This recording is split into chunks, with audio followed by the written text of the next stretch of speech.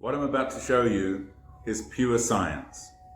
I say that because a lot of people think science is about people in lab coats and fancy instrumentation and high credentials and journal articles and blah de blah. No, science is about experimentation. It's about evidence. It's about showing something that is repeatable, that other people can prove for themselves. They don't have to just take your word for it. I say that because a lot of people don't know what science is, and also because if I don't tell you that, this is probably going to seem like the most ill-conceived, weirdest thirst trap on all of TikTok. But this is what I'm here to show you. I'm going to stick my thumb by my sternum and I'm going to squeeze my pec so that it's soft, relaxed, and it's all scrunched up. And then when I tense it, it pushes outwards. Okay? Muscle can push. It doesn't just pull. Every biomechanics professor I've talked to has disagreed with me on that point. But what are you going to listen to? The guy on TikTok who is actually showing you evidence and actually doing science, or all the people who have credentials in science? Because by the way, that's not how science works. That's not how truth works. You don't work your way up and now you're a god and you get to decide how reality works and how people's arms works and how muscles works. They haven't tested this. And when I've told them to test it, they don't do it because they don't want to look stupid. And that's not what their job revolves around. That's not what their career revolves around. Their career revolves around trying to make themselves look smart. Well,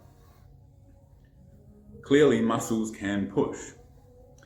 And when we get that information and we look at how breathing takes place, we look at the fact that the diaphragm tenses when you breathe, when you inhale. Isn't it reasonable to think that the diaphragm is pushing the rib cage outwards? Yes.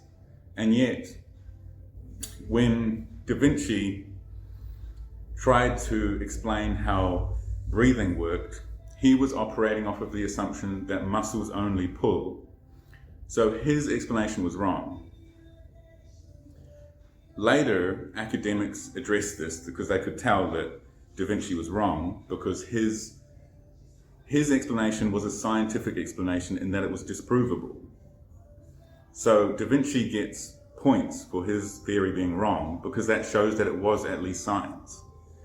They replaced Da Vinci's scientific theory with a bunch of vague analogies. They're talking about pump handle theory. They're talking about bucket handle theory.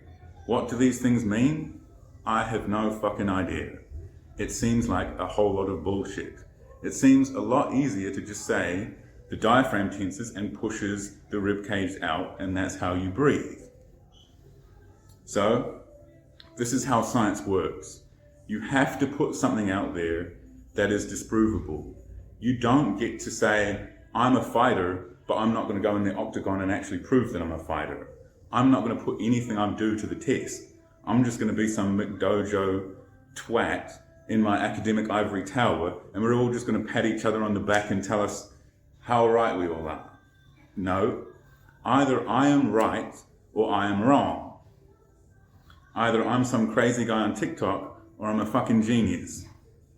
Or maybe I'm just a normal average person and these academics are fucking idiots. I don't know. You tell me. But you can repeat this very easy experiment. Or you can believe in bucket handle theory, which to my mind is like Xenu of science. It's the stuff they don't want to tell you because it's so obviously bullshit. So they just say, well, you know what? This isn't our best work. Let's just ignore it. But no. If you can believe it, the summation of all science has not figured out how muscles work. They don't know how breathing works. They don't even know how their arms work. That's hard to believe. Socially, your brain is going to edit that out and say that can't be true. But how about we just focus on the evidence and science and the observable results? Muscles can push. Thank you for your time.